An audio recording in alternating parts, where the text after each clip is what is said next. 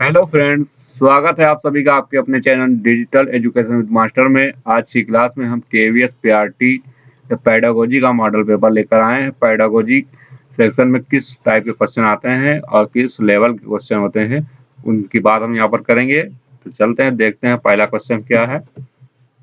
पहला क्वेश्चन है कि आपने चिंतन में अवधारणात्मक परिवर्तन लाने हैं तो शिक्षार्थियों को सक्षम बनाने के लिए शिक्षक को क्या करना चाहिए। शिक्षार्थियों को सक्षम बनाने के लिए क्या करना चाहिए, चिंतन में परिवर्तन लाने के लिए। तो पहला ऑप्शन है ए, उन बच्चों को पुरस्कार देना चाहिए जिन्होंने अपने चिंतन में परिवर्तन किया है। ऑप्शन बी है, बच्चों को स्वयं चिंतन करने के लिए हतोत्साहित करना चाहिए और उनसे कहना चाहिए कि वे शिक्षक की बातों को सुने और उनका अनुपालन करें। तो बच्चों को स्वयं चिंतन करने के लिए हतोत्साहित करना, मतलब वो स्वयं चिंतन ना करें, ऐसा नहीं है, ये गलत ऑप्शन हो गया। बच्चों को स्वयं चिंतन करने के लिए उत्साहित करना चाहिए, हतोत्साहित करना नहीं चाहिए। उन बच्चों को पुरस्कार देना चाहिए जिन्होंने अपने चिंतन में परिवर्तन किया है, ये कुछ हद तक सही है। व्याख्यान के रूप में व्याख्या प्रस्तुत करनी चाहिए, तो सिर्फ व्याख्या प्रस्तुत करने से वो चिंतन में परिवर्तन नहीं होगा, बच्चे सिर्फ निष्क्रिय रूप से व्याख्या सुनेंगे, तो ये बात सही नहीं है। स्पष्ट और आश्वस्त करने वाली व्याख्या देनी चाहिए तथा शिक्षार्थियों के साथ चर्चा करनी चाहिए। तो ये ऑप्शन ए से बेहतर ऑप्शन डी है। तो ऑप्शन डी हमारा राइट हो जाएगा कि स्पष्ट और आश्वस्त करने वाली व्याख्या देनी चाहिए और शिक्षार्थियों के साथ चर्चा करनी चाहिए। पुरस्कार देना चाहिए, ये बात भी ठीक थी, लेकिन सबसे ज्यादा सटीक जो राइट आंसर होगा ये होगा ऑप्शन डी, स्पष्ट और आश्वस्त करने वाली व्याख्या देनी चाहिए और शिक्षार्थियों के साथ चर्चा करनी चाहिए। अगला क्वेश्चन देखते हैं। प्राथमिक विद्यालय के कक्षा कक्ष के संदर्भ में सक्रियबद्धता का क्या अर्थ है। प्राथमिक विद्यालय में कक्षा कक्ष में यानी क्लास में एक्टिव, क्लास में बच्चे एक्टिव कैसे रहें। तो याद करना, प्रत्यास्मरण और सुनाना, ये करना चाहिए। या ऑप्शन बी, शिक्षक का अनुकरण और नकल करना। तो ऑप्शन सी, जांच पड़ताल, प्रश्न पूछना और वाद विवाद करना। या ऑप्शन डी, शिक्षक द्वारा दिए गए उत्तरों का नकल करना। तो यहाँ पर जांच पड़ताल, प्रश्न पूछना, तो प्रश्न पूछना, सबसे ज्यादा प्रश्न पूछने से बच्चे एक्टिव रहते हैं। तो राइट आंसर हमारा यही ऑप्शन सी हो जाएगा, जांच पड़ताल करना, प्रश्न पूछना और वाद विवाद। वाद विवाद में भी दोनों तरीके से एक्टिव रहेंगे और प्रश्न पूछने से भी एक्टिव रहेंगे। अनुकरण नकल करने से कोई एक्टिव नहीं होगा। उत्तर की नकल करना, ये भी ऑप्शन नहीं सही है, तो राइट आंसर सी हो जाएगा। नेक्स्ट क्वेश्चन है, बच्चे तब सर्वाधिक सृजनशील होते हैं जब वे किसी गतिविधि में भाग लेते हैं। कौन सी गतिविधि में भाग लेते हैं कि बच्चे सृजनशील हो जाएं सबसे ज्यादा। शिक्षक की डांट से बचने के लिए, शिक्षक की डांट से बचने के लिए बच्चे सृजनशील होंगे, ऐसा नहीं है। दूसरे के सामने अच्छा करने के दबाव में भी सृजनशील नहीं होंगे। अपनी रुचि से, अपनी रुचि से बच्चे सृजनशील हो गए। जब तक इंटरेस्ट नहीं होगा उनके अंदर तब तक वह सृजनशील, कोई भी अधिगम है, अनुक्रिया है, तो ये सब जब तक इंटरेस्ट नहीं होगा तब तक वो नहीं करेंगे। अनुक्रिया तभी होगी, अधिगम तभी होगा, तभी जो है प्रभावी होगा और वो सृजनशीलता उनके अंदर आएगी जब उनके अंदर रुचि होगी। तो ऑप्शन हमारा सी राइट हो जाएगा। नेक्स्ट क्वेश्चन है, भारत में अधिकांश कक्षाएं बहुभाषी होती हैं, तो इससे शिक्षक द्वारा किस रूप में देखना चाहिए। शिक्षक द्वारा इसे किस रूप में देखना चाहिए, परेशानी के रूप में, समस्या के रूप में, संसाधन के रूप में, बाधा के रूप में। तो परेशानी, समस्या, बाधा, ये तीनों लगभग एक ही सेंस में है, तो हमें राइट आंसर ऐसे ही पता चल जाएगा, ऑप्शन सी, संसाधन के रूप में देखना चाहिए। बहुभाषी कक्षा है तो शिक्षक को इसे एक संसाधन के रूप में देखना चाहिए। ये उसके लिए अच्छी बात है कि हमारे पास संसाधन है, हम इंग्लिश में भी बात कर सकते हैं, हिंदी में भी बात कर सकते हैं, अलग अलग लैंग्वेज में हम बात कर सकते हैं, तो ये उसके लिए एक साधन के रूप में होगा। शिक्षार्थी द्वारा की गई गलतियां और त्रुटियां, शिक्षार्थी जो गलती करते हैं, त्रुटि करते हैं, उसको हम कैसे देखेंगे। तो बच्चे को कमजोर या उत्कृष्ट चिन्हित करने के अच्छे अवसर है। बच्चे को कमजोर उत्कृष्ट चिन्हित करना ये शिक्षक के लिए सही नहीं होता है कि बच्चे को कमजोर साबित करे, उसको उत्कृष्ट चिन्हित करे, तो ये अच्छा अवसर नहीं है। शिक्षक और शिक्षार्थी की असफलता की सूचक है, असफलता की सूचक भी नहीं है। कोई भी छात्र गलती करता है तो इसमें जरूरी नहीं कि वो असफल हो गया है, शिक्षक असफल हो गया या शिक्षार्थी असफल हो गया। उनके चिंतन को समझने के अवसर के रूप में देखी जानी चाहिए और कठोरता से निपटाई जानी चाहिए। ये बात भी सही नहीं है। तो राइट आंसर हो जाएगा ऑप्शन सी, उनके चिंतन को समझने के अवसर के रूप में देखना चाहिए। जो उन्होंने गलती की है उसको एक अवसर मानना चाहिए कि हमारे पास एक अवसर मिल गया कि ये क्यों नहीं सीखा, इसने हम जो अधिगम जो हमने पढ़ाया वो उसने क्यों नहीं सीखा, इसके बारे में हमें सोचना चाहिए, चिंतन करना चाहिए। तो एक अवसर के रूप में देखना चाहिए। नेक्स्ट क्वेश्चन है, किसके विचार से बच्चे सक्रिय ज्ञान निर्माता तथा नन्हे वैज्ञानिक हैं, जो संसार के बारे में अपने सिद्धांतों की रचना करते हैं।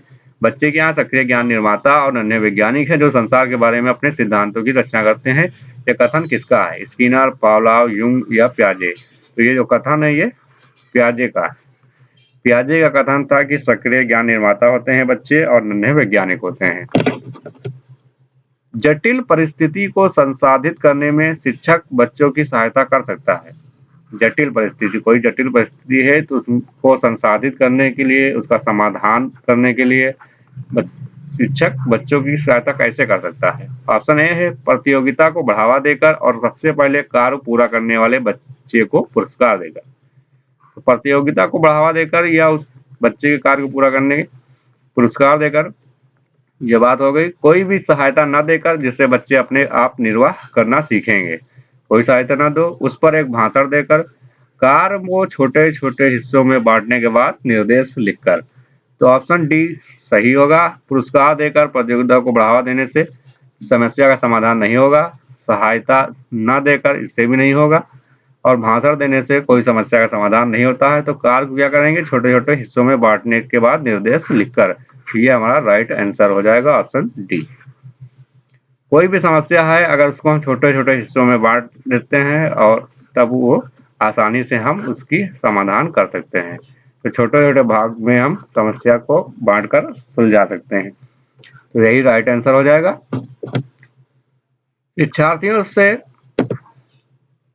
शिक्षार्थियों से ये अपेक्षा करना कि वे ज्ञान को उसी रूप में पुनः प्रस्तुत कर देंगे जिस रूप में उन्होंने ग्रहण किया है।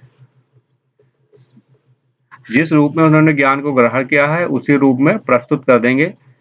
ये कैसा होगा? ये अच्छा है क्योंकि ये शिक्षक के लिए आकलन में सरल है। तो शिक्षार्थियों को ये अपेक्षा करना, शिक्षार्थियों से ये अपेक्षा करना कि वो ज्ञान को उसी रूप में प्रस्तुत करेंगे जिस रूप में अध्यापक ने उसको पढ़ाया है। ये अध्यापक की सोच कैसी है? अच्छी है, या एक प्रभावी आकलन युक्ति है, या समस्यात्मक है क्योंकि व्यक्ति अनुभव की व्याख्या करते हैं और ज्ञान को ज्यों का त्यों पुनः उत्पादित नहीं कर सकते हैं। अच्छा है क्योंकि जो भी हमारे मन में है हम उसे रिकॉर्ड करने लगते हैं। हम उसे रिकॉर्ड करते हैं, बिल्कुल गलत है।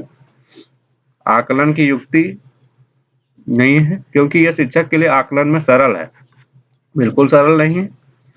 ये एक समस्यात्मक है, हमारी ये सोच जो है कि वो हूबहू प्रस्तुत करेंगे, तो ये सोच हमारी समस्यात्मक है क्योंकि व्यक्ति जो अनुभव की व्याख्या करते हैं और ज्ञान को ज्यों का त्यों पुनः उत्पादित नहीं कर सकता। कोई भी व्यक्ति जो है ज्ञान को ज्यों का त्यों पुनः उत्पादित नहीं कर सकता है। ये हमारे लिए क्या होगा? हमारी सोच समस्यात्मक होगी। जब शिक्षार्थी को समूह में किसी समस्या पर चर्चा का अवसर दिया जाता है तो उसके सीखने का वक्र कैसा होगा? समूह में चर्चा करते हैं तो उसका वक्र कैसा होगा सीखने का? समूह में चर्चा करने से जो उसको ज्ञान और मिलता है वो क्या होता है? स्थायी ज्ञान होता है। समूह में जो ज्ञान मिलता है वो बहुत जल्दी वो उसको ग्रहण कर लेता है और वो ज्ञान बहुत टाइम तक चलता है, स्थायी होता है। तो सीखने का वक्त कैसा होगा? बेहतर होगा, न स्थिर होगा, न नीचे जाएगा, न समान रहेगा और बेहतर होगा, ऊपर की ओर जाएगा। तो नेक्स्ट क्वेश्चन है, विकास की गति एक व्यक्ति से दूसरे में भिन्न होती है किंतु यह नमूने का अनुगमन करती है। विकास की गति जो होती है वो सभी व्यक्ति में जो है अलग अलग व्यक्ति में अलग अलग होती है, डिफरेंट होती है। विकास की गति की दर होती है, किसी में स्लो होती है, मंद गति से चलती है, किसी में तीव्र गति से विकास होता है। तो ये अलग अलग हो सकती है। तो ये किस नमूने का अनुसरण करती है? एड़ी से चोटी, अव्यवस्थित, अप्रत्याशित, क्रमबद्ध और व्यवस्थित। तो राइट आंसर हो जाएगा ऑप्शन डी, क्रमबद्ध और व्यवस्थित जो नमूना है, जो सिद्धांत है, उसका पालन करता है। विकास की गति की दर इसी वजह से उनकी दर अलग अलग होती है, क्योंकि विकास जो होता है वो क्रम में चलता है। विकास क्रमिक होता है, क्रम में चलता है, एक व्यवस्थित तरीके से चलता है, इसीलिए जो है उसकी दर जो है अलग अलग हो सकती है। विकास के लिए निम्नलिखित में से कौन सा एक उचित है? विकास के लिए कौन सा कथन उचित है? विकास जन्म के साथ साथ प्रारंभ होता है और समाप्त हो जाता है।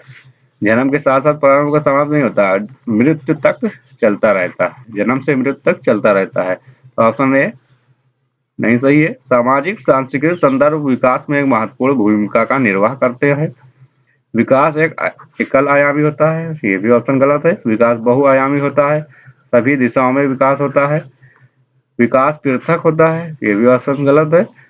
ऑप्शन बी हमारा राइट होगा। सामाजिक सांस्कृतिक संदर्भ विकास में एक महत्वपूर्ण भूमिका का निर्वहन करता है। तो विकास में जो है सामाजिक और सांस्कृतिक दोनों का जो है प्रभाव होता है, इसलिए विकास एक महत्वपूर्ण भूमिका निर्वाह करता है सामाजिक और सांस्कृतिक संदर्भ में। सामाजिक और सांस्कृतिक संदर्भ में विकास होता है, तो ये ऑप्शन हमारा राइट होगा।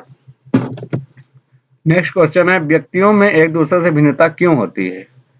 व्यक्तियों में एक दूसरे से भिन्नता क्यों होती है, ये हमें बताना है। वातावरण के प्रभाव के कारण, या जन्मजात विशेषताओं के कारण, वंशानुक्रम और वातावरण के बीच अन्योन्य क्रिया के कारण, प्रत्येक व्यक्ति को उसके माता पिता से जीनों का भिन्न समुच्चय प्राप्त होने के कारण। इसलिए हम एक दूसरे से भिन्न होते हैं, व्यक्ति एक दूसरे से भिन्न होता है। तो वातावरण के प्रभाव सिर्फ अकेले वातावरण के प्रभाव से नहीं होता है, जन्मजात विशेषताओं के कारण भी नहीं होगा, और प्रत्येक व्यक्ति उसके माता पिता से जीनों का भिन्न समुच्चय प्राप्त होने के कारण भी नहीं। जो राइट आंसर हो जाएगा वो हो जाएगा वंशानुक्रम और वातावरण के बीच अन्योन्य क्रिया के कारण। कुछ वंशानुक्रम का प्रभाव होता है और कुछ प्रभाव हमारा वातावरण का पड़ता है। तो वंशानुक्रम और वातावरण का मिलाकर जो अन्योन्य क्रिया से ही हम व्यक्ति एक दूसरे से भिन्न होते हैं। तो हमारा राइट आंसर हो जाएगा ऑप्शन सी, वंशानुक्रम और वातावरण के बीच अन्योन्य क्रिया के कारण ही व्यक्तियों में एक दूसरे से भिन्नता होती है। नेक्स्ट क्वेश्चन है, पियाजे के अनुसार बच्चों का चिंतन वयस्कों से भिन्न होता है बजाय डॉट डॉट, ये है मतलब मात्रा, प्रकार, आकार, मूर्त प्रकृता, प्रकार, मात्रा, आकार, किस्म। तो पियाजे का अनुसार बच्चों का जो चिंतन है वयस्कों से प्रकार में भिन्न होता है, प्रकार में भिन्न होता है बजाय मात्रा के। राइट आंसर हमारा हो जाएगा ऑप्शन सी। बच्चों का चिंतन वयस्कों से प्रकार में तो भिन्न हो सकता है, लेकिन मात्रा में भिन्न नहीं होता है। चिंतन वयस्कों में और बच्चों में बराबर होता है, मात्रा में दोनों में बराबर होगा। प्रकार अलग अलग हो सकता है, क्योंकि बच्चों का सामाजिक विकास जो होता है, बच्चों का सामाजिक विकास का क्षेत्र बहुत कम होता है, उसमें सामाजिक विकास कम होता है, और वयस्कों में जो है सामाजिक विकास सर्वाधिक होगा, अधिक होगा। बच्चों की अपेक्षा वयस्कों में सामाजिक विकास अधिक होता है, इसीलिए वयस्क चिंतन ज्यादा कर सकते हैं, अलग अलग प्रकार से चिंतन कर सकते हैं, बच्चे कम कर सकते हैं। बच्चे के चिंतन करने का प्रकार अलग होगा और वयस्कों के चिंतन करने का प्रकार अलग होगा। तो प्रकार में भिन्न होते हैं बजाय मात्रा के। मात्रा समान होगी, चिंतन करने की मात्रा समान होगी, क्योंकि मानसिक जो है विकास वो बराबर होता है। इसीलिए पियाजे ने कहा है कि बच्चों का चिंतन वयस्कों से प्रकार में तो भिन्न होता है और बजाय मात्रा के। निम्न में से कौन सा एक आधारभूत सहायता का उदाहरण है? आधारभूत सहायता का उदाहरण है अनुबोधन और संकेत देना तथा नाजुक स्थितियों में प्रश्न पूछना। अगला है शिक्षार्थी को प्रेरित करने वाले भाषण देना, प्रश्न पूछने को बढ़ावा दिए बिना सिर्फ स्पष्टीकरण देना। मूर्त और अमूर्त दोनों प्रकार के उपहार देना ये उसकी सहायता होती है छात्र की। स्पष्टीकरण देना, सिर्फ प्रश्न ना पूछना, इससे सहायता होगी। ऐसा नहीं है, इससे सहायता नहीं होगी। शिक्षार्थी को प्रेरित करने वाले भाषण देना, सिर्फ भाषण देने से काम नहीं चलेगा। अनुबोधन करना और संकेत देना तथा नाजुक स्थितियों तथा जटिल परिस्थितियों में प्रश्न पूछ कर उसकी सहायता हम कर सकते हैं और संकेत देकर। तो हमारा ऑप्शन ए राइट हो जाएगा। भाषा विकास के लिए प्रारंभिक बचपन का काल कैसा है? कम महत्वपूर्ण है, अमहत्वपूर्ण, अति संवेदनशील, निरपेक्ष। तो भाषा विकास के लिए प्रारंभिक बचपन है वो अति संवेदनशील होता है बचपन। शैशवावस्था जो हमारा होता है, पूर्व बाल्यावस्था कह सकते हैं, पूर्व बाल्यावस्था, ये जो काल होता है ये भाषा विकास के लिए अति संवेदनशील होता है।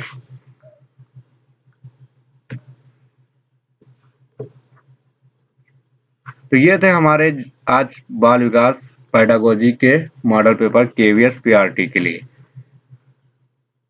तो आपको ये वीडियो कैसी लगी आप कमेंट कर हमें ज़रूर बताएं और चैनल पर पहली बार आए हैं तो चैनल को सब्सक्राइब ज़रूर कर लें।